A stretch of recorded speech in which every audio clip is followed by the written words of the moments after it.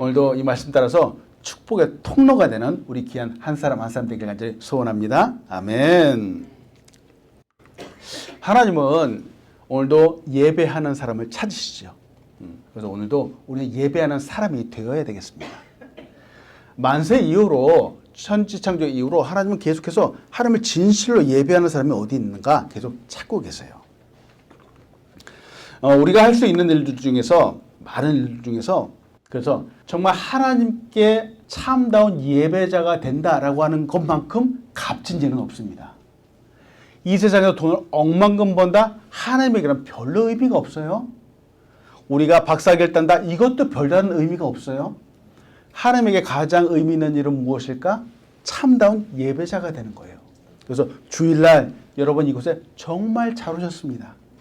이곳에서 하나님을 찬양하며 예배하는 것, 이것만큼 값지고 복된 일이 없다라고 하는 겁니다. 우리를 향하신 하나님의 뜻이 있습니다. 하나님의 뜻이 있어요. God's will, 하나님의 뜻이라는 것이 있다는 거예요. 신명기 10장에 보니까 이스라엘아 내 하나님 여호와께서 내게 요구하시는 것이 무엇이냐? 곧 내 하나님 여호와를 경외하며 그의 모든 도를 행하며 그를 사랑하며 마음을 다하고 뜻을 다하고 내 하나님 여호와를 섬기고 내가 오늘 행복을 위하여 내게 명하는 여호와의 명령과 규례를 지킬 것이 아니냐. 사람들이 원하는 것이 있습니다.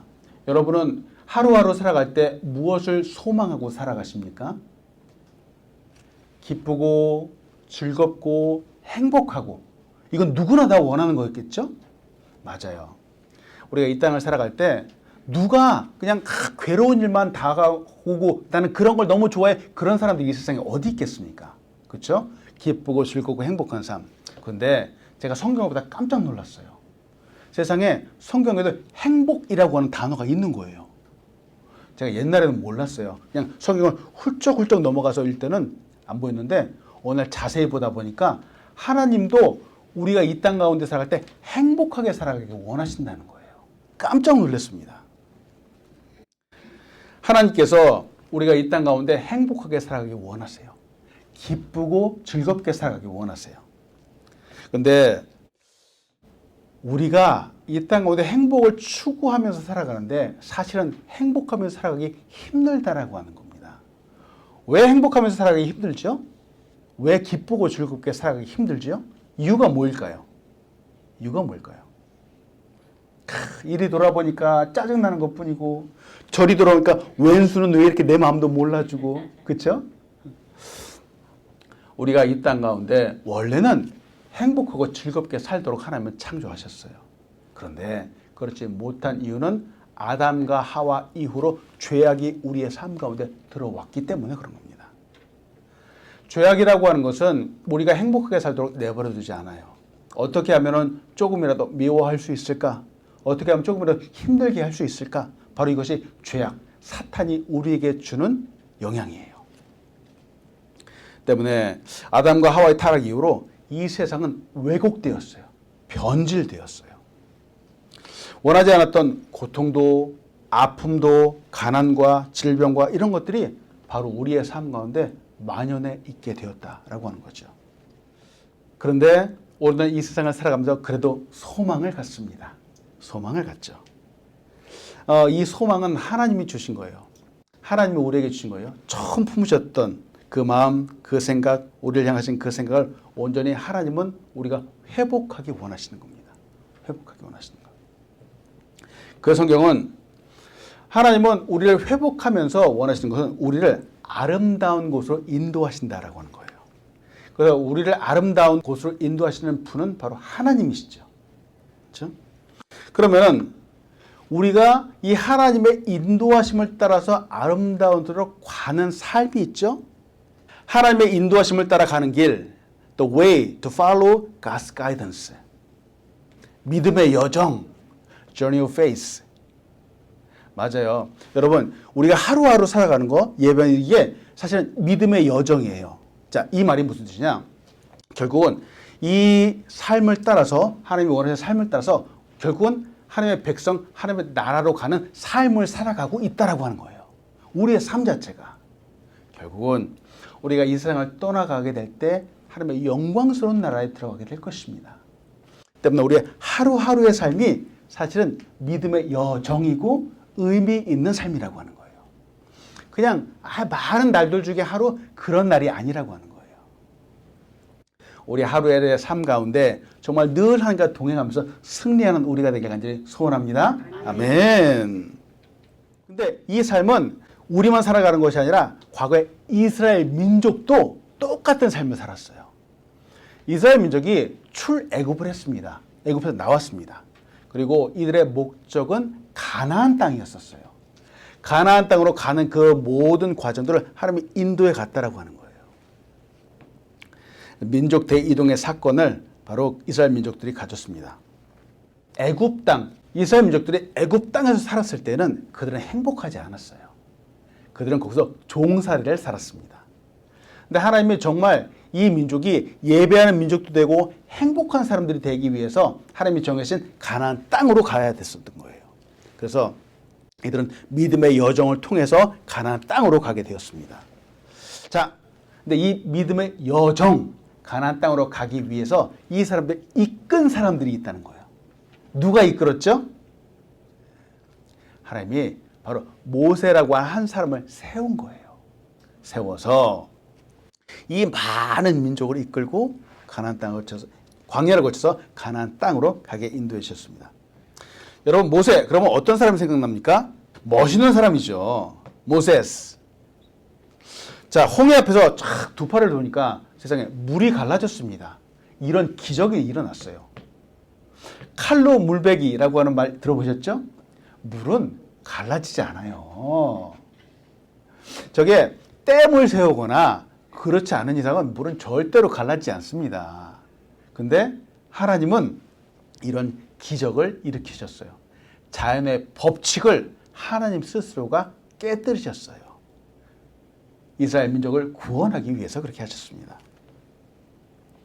자, 근데 이 자연의 법칙도 깨뜨리고 홍해를 가르고 이러한 일을 이끈 사람, 이 기적의 중심에 있었던 사람이 바로 모세라고 하는 거예요. 모세라고 하는 거예요. 자, 모세가 어떻게 이런 사람을 쓰임받을 수 있었을까? 모세처럼 모순덩어리인 사람이 없습니다. 모순덩어리. 모세는 하나님이 부르셨잖아요. 조금 이따 볼 건데 하나님 부르셨잖아요. 그러니까 하나님 앞에서 뭐라고? 하나님, 저는 말을 잘 못하는 사람입니다. 제가 바로 앞에 가서 뭐라고 얘기를 하면 좋겠습니까? 저는 말 못하니까 저 아닙니다. 이렇게 부인했던 사람이에요. 그리고 또 모세는 부름받기 이전에 40살에 애굽에 사람도 때려 죽인 사람이에요. 사실은 살인자예요. 살인자예요. 그리고 하나님, 저 못해요. 저는 그런 자격이 없어요. 라고 할 수만 있으면 안 하려고 핑계대는 사람이었어요. 근데 하나님이 이상하잖아요. 그런 사람을 딱 부르신 거예요. 부르셔서 이스라엘 민족을 이끄는 지도자로 세워주셨다라고 하는 겁니다. 오늘 여러분과 나누고 싶은 것이 바로 그거예요. 하나님은 바로 이런 사람도 불러서 사용하신다라고 하는 겁니다. 모세라고 하는 이름의 뜻이 있습니다. 모세. 모세는 원래 히브리어예요. 히브리어인데 이 말은 또 애굽, 이집트 언어로 메스에서부터 시작된 말이기도 해요. 그 뜻 자체가 태어나다, 건진받다라고 하는 뜻입니다. 애굽의 나일강이잖아요. 나일강의 그 바구니에서 이렇게 뛰어가지고 아이 때 이렇게 떠나보는데 강에서 건졌다라고 하는 그 뜻이 바로 모세에 담겨져 있어요. 근데 모세가 이 모세라고 하는 이름이 모세만 있는 것이 아니라 애굽, 이집트의 많은 왕들 중에서 모세라고 하는 이름을 갖고 있는 왕들이 꽤 있었어요. 혹시 들어보셨어요? 투투모세라고 하는 사람이 있었어요. 투투모세. 그리고 또 아흐모세라고 하는 애굽의 왕이 있었어요. 아흐모세. 아흐모세는 이집트 18조 왕조의 이름이에요. 그리고 또 리메세스 2세라고 있어요. 그래서 리메세스 그런데 메세라고 하는 이게 모세라고 하는 뜻이에요. 하나님이 이 모세라고 하는 참 부족한 사람이죠. 살인자예요. 근데 이 사람을 들어서 쓰는데 하나님이 이렇게 모세를 사용하는 기준이라고 하는 것이 있다는 겁니다. 왜 우리도 어느 누군가를 쓸 때 사람마다 그 기준이 있지 않습니까? 근데 그런 기준으로 보면은 모세는 지금 당장은 합당하지 않은 사람이에요. 부름받기 힘든 사람이죠. 왜? 아까도 말씀드렸잖아요. 모세는 과거에 사람을 죽인 사람이기도 했어요. 근데 과거에는 물론 애굽의 왕자라고 하는 신분으로 지내기도 했지만 지금은 40년 이후에 지금은 모세가 이미 80세가 되었어요. 세상에 모세가 80세에 이스라엘 민족을 이끌고 나왔다라고 하는 거예요. 와, 대단하지 않습니까? 하나님 앞에는 나이가 많다? 아니요, 아무런 문제가 되지 않습니다. 능력도 없다? 아무런 문제가 되지 않습니다. 하나님 앞에는 정말로 하나님이 쓰시고자 하면은 어떠한 상황과 어떠한 조건도 아무런 필요가 없다라고 하는 겁니다. 아멘. 아멘. 우리 모두 한 사람 한 사람 하나님 앞에 귀하게 쓰임받게 하길 소원합니다. 아멘. 그렇습니다. 모세가, 여러분 모세 일생을 알잖아요. 버려졌어요. 버려서 건진받아서 이제는 애굽의 왕자로 살았어요. 몇 살까지 살았냐면 40살까지 살았어요. 40살에 애굽에 사람 한 사람을 죽인 거예요. 그래서 광야로 도망갔어요. 광야에서 도망가서 여기서 또 40년을 살아요. 그리고 80세가 되었어요. 이 80세가 되었을 때 아까 보았던 떨기나무 가운데서 하나님이 나타나서 모세를 불러주신 거예요. 근데 우리 인간적으로 생각해 보잖아요. 왕자로 살았다가 40세가 됐을 때 바로 이때 아주 혈기왕성할 때잖아요. 인간적으로 볼 때는 이때는 뭐든지 할 수 있을 때잖아요. 이때 하나님이 딱 나타나가지고 모세야 네가 내 일을 해야 되겠다 그러면 얼마나 좋았을까요? 근데 그렇지 않았다라고 하는 거예요. 이때가 아니라 이미 40년이 다 지나서 때로는 흰머리도 나고 때로는 몸의 기력도 어느 정도 떨어지고 자신감도 떨어지는 바로 이때에 하나님이 불러주셨다라고 하는 거예요. 때문에 오늘도 여러분에게 말씀드리는 거예요. 나는 나이가 80이 넘어서 아유 힘이 없어요. 그러지 말라라고 하는 거예요. 나는 늙었어요. 그래서 나는 안 돼요. 그러지 말라라고 하는 거예요. 하나님 앞에는 누구나 다 쓰임받을 수 있습니다. 아멘. 하나님이 80세가 된 모세를 불러주셨습니다. 이런 사람을 불러서 이스라엘 민족이라고 하는 거대한 사람들을 이끌고 출애굽을 해서 광야를 지나서 가나안 땅으로 가라 라고 바로 이 명령을 바로 모세에게 주셨다라고 하는 겁니다. 모세에게. 근데 하나님은 모세를 이 기적과 같은 일에 사용하셨습니다. 바로 축복의 통로로 사용하셨다라고 하는 거죠. 오늘 하나님은 모세를 그 누구보다 가까이 부르시고 계십니다. 떨기나무 누구보다 가까이에서 지금 모세를 보고 계시고 부르시고 계시죠. 이보다 더 큰 영광이 어디 있을까요? 여기서 봅니다. 하나님은 도대체 모세가 누구이기 때문에 왜 이런 사람을 가까이 하셨을까라는 거예요. 가까이 하셨을까? 하나님은 깨어진 사람을 축복의 통로로 부르십니다. 네, 맞아요. 깨어진 사람, 즉 broken people. 하나님이 선택해서 부르는 사람은 누구냐? 깨어진 사람이라고 하는 거예요. 완벽한 사람이 아닌 거예요. 뭐 학교도 좋고 뭐 학벌도 좋고 집안도 좋고 아무런 흠잡을 데 없고 그런 사람을 하나님이 쓰시는 것이 아니라 그냥 부족하게 짝이었고 때론 깨어지기도 하고 별로 할 것 같지 없는 그런 사람을 하나님은 때때로 불러서 사용하신다라고 하는 겁니다. 하나님께서 부르시는 사람이 있습니다. 이상하잖아요. 하나님께서 찾으시고 부르시고 함께 하시는 사람은 깨어지고 부서지고 모자라도 한참 모자란 그런 사람을 불러주신다라고 하는 거죠. 자, 근데 이렇게 부족하면 무조건 다 하나님께 쓰임받는가? 그렇지 않죠. 어떤 사람일까? 부족한데 변화된 사람을 부르시는 거예요. 깨어졌는데 깨어진 이 자리에 그대로 있는 게 아니라 깨어졌지만 변화된 사람을 부르시는 거예요. 바로 여기에서 이게 아니구나 하고는 극복하려고 애쓰고 노력해서 점점 더 이기려고 하는 바로 그 사람을 부르시는 거예요. 아멘. 그 내면 이 속 사람이 변화된 사람을 부르시는 겁니다. 깨어지고 부서지고 모자란 사람은 나 자신이 부족하다는 것을 잘 아는 사람입니다. 나 자신이. 내가 부족하기 때문에 내 힘만 가지고 안 된다라는 걸 깨닫기 때문에 이 사람은 어떻게 해야 될까? 하나님 앞으로 나아가는 사람이에요. 하나님, 제가 너무나도 부족합니다. 하나님 도와주십시오. 라고 하나님 앞에 나아가는 바로 그 사람을 하나님이 부르신다라고 하는 거죠.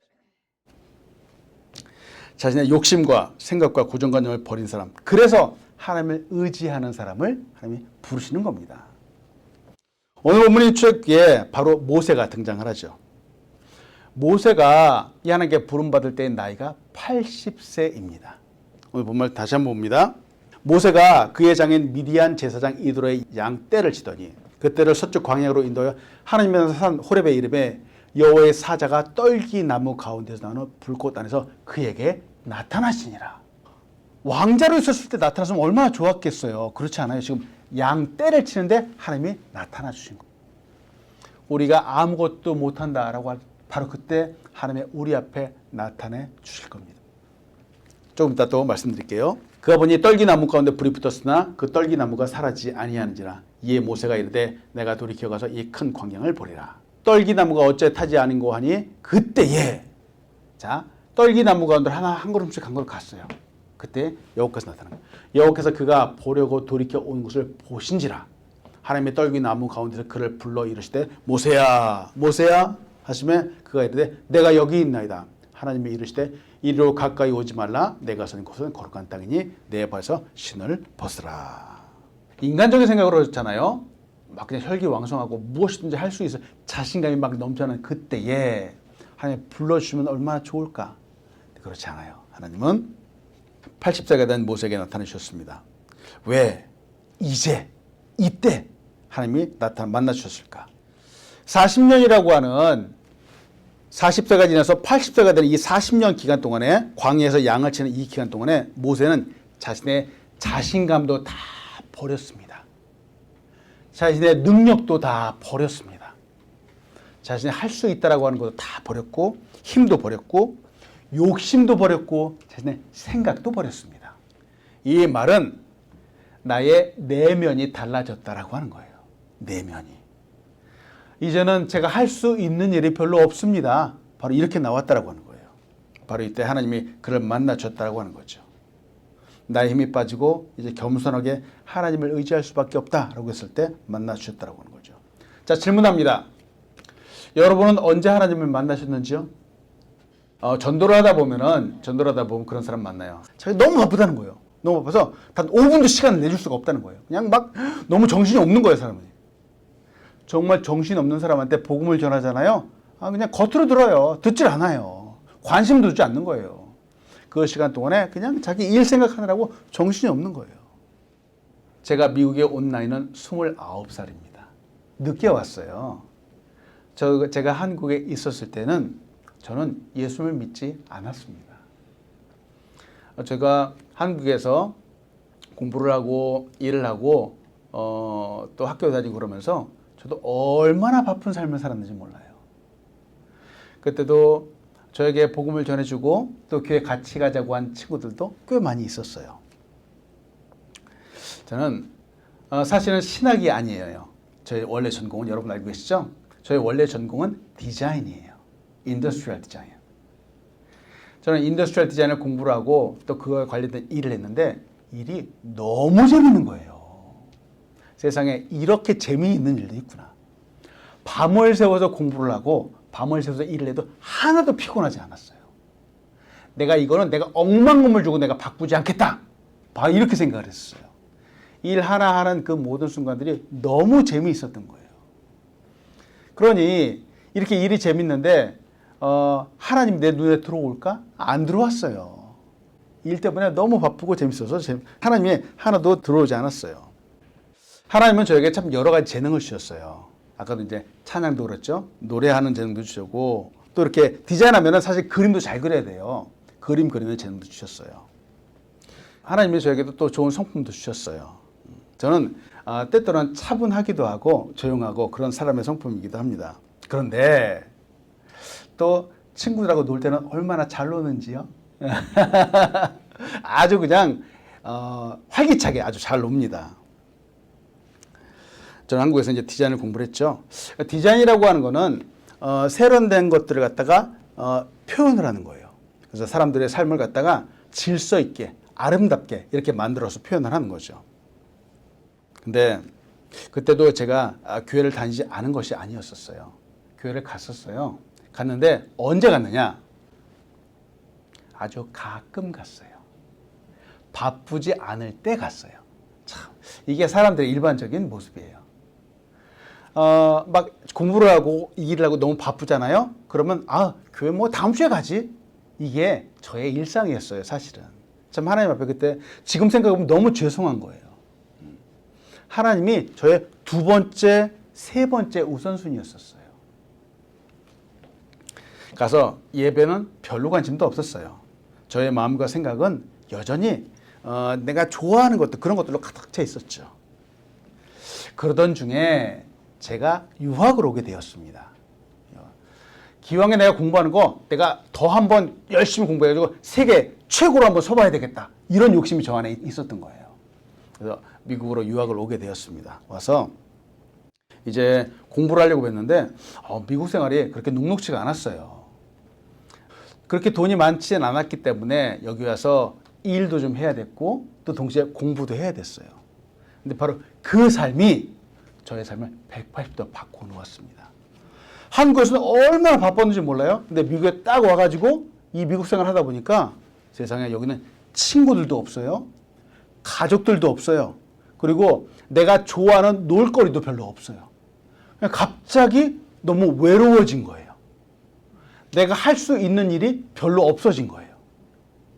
그러다 보니까 저의 마음속에 공허감이 오기도 하고 내가 도대체 여기서 뭘 하는 걸까라는 그런 생각이 들기도 했어요. 그때 예수님을 만나게 되었습니다. 바로 그때 하나님이 아마 한국에서 똑같은 복음이에요. 예수 믿으면 구원받는다라고 똑같은 복음이 한국에서도 있었는데 이때는 나의 귀에 전혀 들어오지 않았습니다. 근데 미국에서 외롭고 쓸쓸하고 정말 내가 할 수 있는 일이 없다고 했을 때는 예수 믿으면 구원받는다라는 소리 얼마나 내 마음속에 큰 울림으로 들어왔는지 몰라요. 바로 이거예요. 하나님이 모세 앞에 나타났던 이유도 바로 그와 같은 이유예요. 저는 이제 복음을 듣게 되었고 예수님을 내 구주로 영접하게 되었습니다.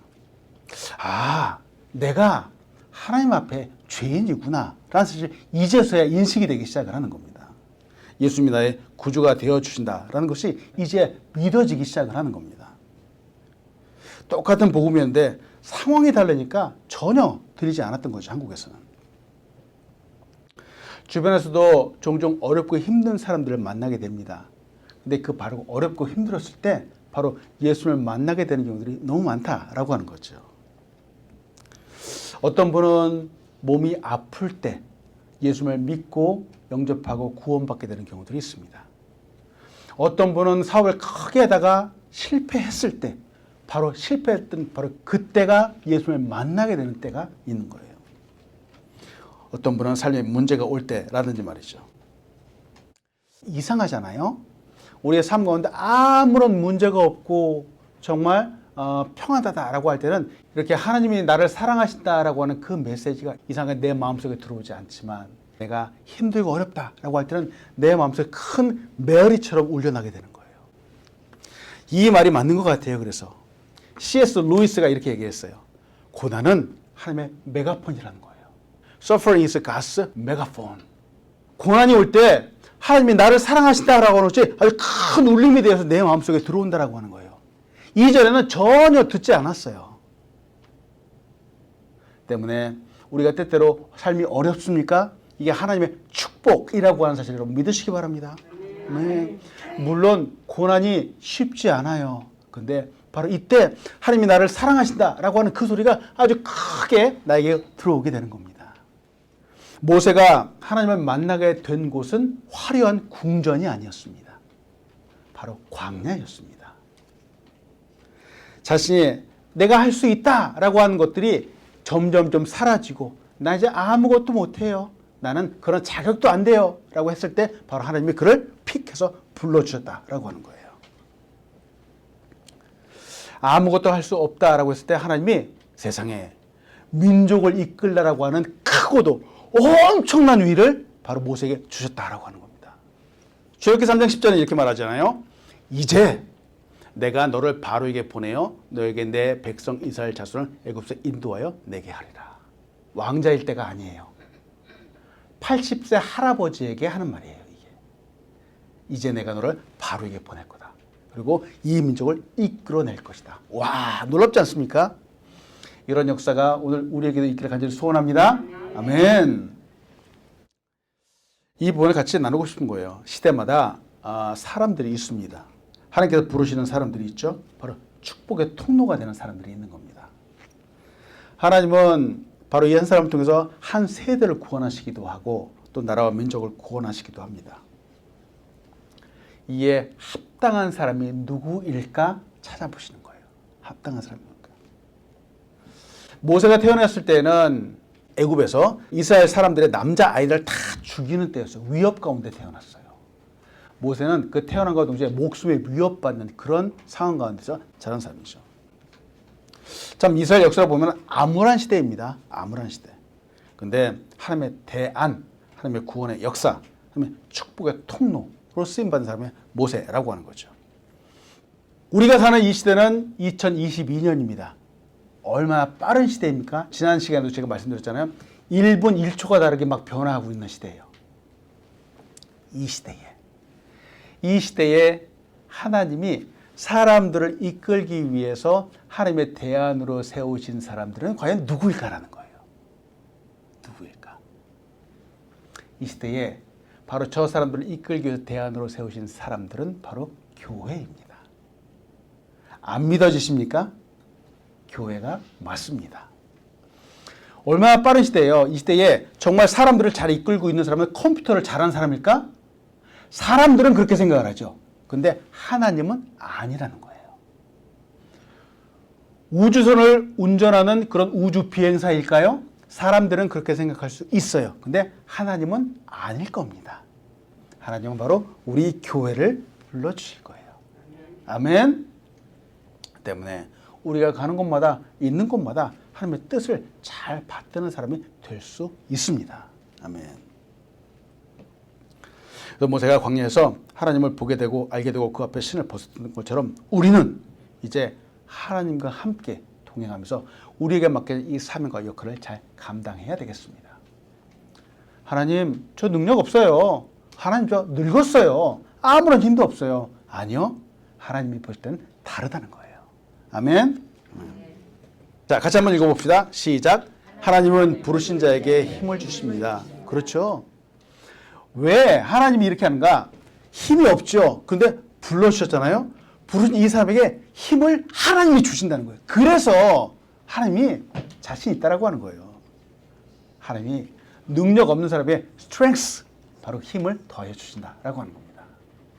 지도자는 태어나는 것이 아니라 만들어진다라고 해요. 만들어진다. 모세 이야기만 봐도 우리는 알 수 있죠. 하나님은 부르시고 택하신 그 사람에게 은혜도 주시지만 축복의 통로로 사용하기 위해서 여러 가지 힘을 더해 주셔요. 힘을 더해 주시기 위해서 바로 훈련을 하는 거예요. 그 훈련 중에 하나가 바로 광야 훈련이에요. 어렵고 힘든 훈련입니다. 이렇게 하나님의 사명을 따라서 나아갈 때 우리 앞에는 많은 장애물들이 있어요. 장애물들이 있어요. 근데 이 장애물들을 먼저 이겨야 되는데 그 장애물 중에 첫 번째가 있어요. 오늘 딱 여기까지만 하고 우리 다음 시간에 계속 갈 거예요. 그 많은 장애물 중에 첫 번째가 무엇일까? 바로 나 자신이에요. 많은 장애물 중에 첫 번째가 바로 나 자신이에요. 아까도 말씀드렸죠. 하나님, 나 안 돼요. 나는 아무것도 아니에요. 라고 하는 이 자신감 없는 나 자신이 가장 큰 장애물 중에 하나예요. 출애굽기 3장 11절에 이렇게 말하잖아요. 모세가 하나님께 아뢰되 내가 누구입니까? 내가 누구에게 바로에게 가면서 이스라엘 자손을 애굽으로 인도하여 내리니까 할 수 없다라고 하는 겁니다. 근데 하나님은 바로 할 수 없다라고 하는 모세를 들어서 사용하셨다라고 하는 거예요. 자, 우리도 그렇습니다.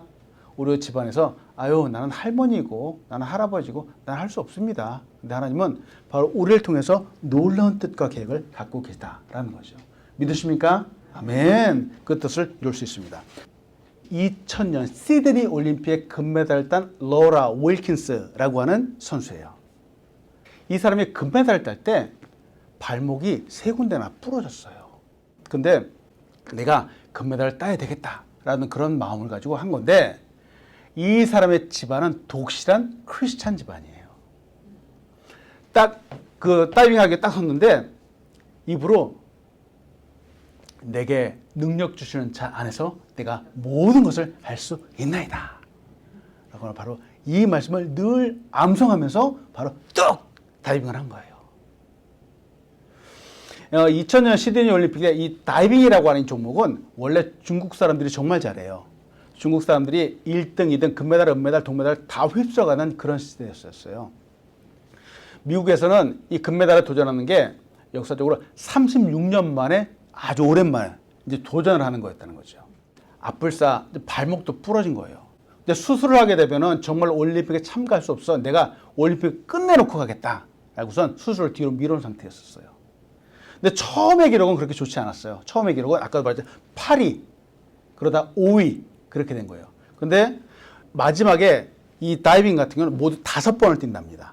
5번을 뛰어서 그 점수를 합산하는 거예요. 합산하는데 3번째, 4번째, 5번째가 최고의 점수를 받는 거예요. 물결이 많이 올라오지 않아야지 점수가 높아지는 거예요.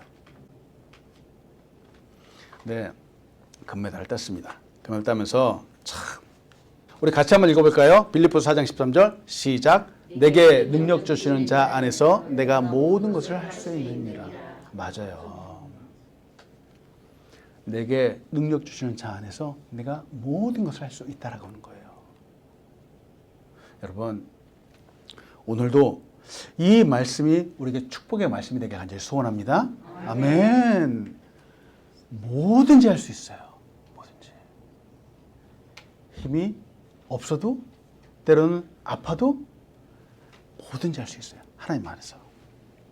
하나님은 누구보다도 우리를 잘 알고 계시는 분이에요. 우리가 해야 되는 것은 나 자신이라고 하는 이 장애물, 이것부터 극복하는 거예요. 극복해서 하나님께 쓰임받을 수 있다라고 하는 거죠. 하나님은 우리가 얼마나 연약한지 알고 계시죠. 그럼에도 불구하고 우리를 불러준다라고 하는 거죠. 하나님 불러주는데 불러 쓰이기 위해서는 하나님의 힘과 능력을 우리에게 더해 주신다라고 했잖아요. 능력은 나의 능력이 아니에요. 하나님이 내게 주시는 능력이에요. 이 능력에 힘입어서 오늘 승리할 수 있다라고 하는 거죠. 오늘 승리한 여러분들 제가 이제 축복합니다. 아멘.